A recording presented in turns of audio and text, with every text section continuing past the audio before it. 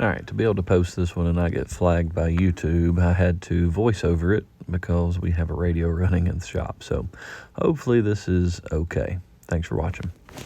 All right, looking at this Toyota Tundra, we're going to be replacing this front shock strut assembly. Show you how to get this thing out of here. This is 2011, I believe. And first thing first, get it up in the air, get it supported, get your wheel and tire off. And we're going to be taking this castle nut off, get your cotter pin out of the way. We want to remove this tie rod where we can swing this back and out of our way in a moment. Also, we're going to loosen the sway bar that has a nut on the back. So just take this out and on both sides so we can get the sway bar to drop out of our way as well.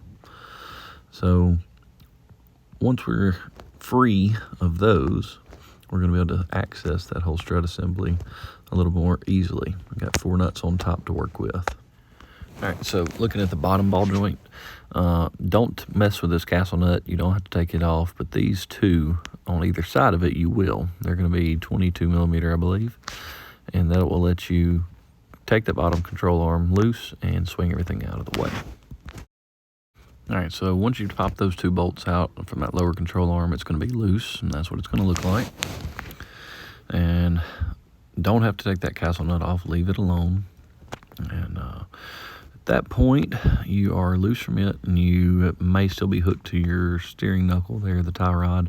Take you a hammer, hit that on the knuckle there, not the actual ball or the little joint itself. That'll leave everything attached to your upper control arm. Everything can swing out of your way. Your CV axle's still intact. You don't have to take any of that loose. So again, take the hammer there. It's going to pop it loose. Pry your sway bar up and out, and that's going to let you then access your the bolts on your lower control arm, and you're going to mark those because those are for your alignment. You're going to get it back close. You won't be able to get it perfect. Probably need an alignment anyway, but mark them and loosen them as well. Hammer on the knuckle. Now you've got access to these 4 nuts on top of the strut. They are 14 millimeter. That's what was on this one. It was already lifted with a just a spacer lift. So I needed that, and that bolt is also a 22 going all the way through the strut. You're going to back it out, and then you can take a punch, run it all the way out, make sure those are loose. As long as that bolt is in there, the lower control arm's not going to fall. If those are loose and you go ahead and take the bolt out, it is going to fall, so it's going to fall down but hinge down. So just don't be under it once you take the bolt out of the strut, because that lower control arm is definitely coming down. And here is your bolt. That's one that goes all the way through. Let your lower control arm fall at that point. Gets it out of your way, gives you quick access to your strut. You're going to back those 414s off the top. This does have an orientation. The top of the cap is going to be marked with out.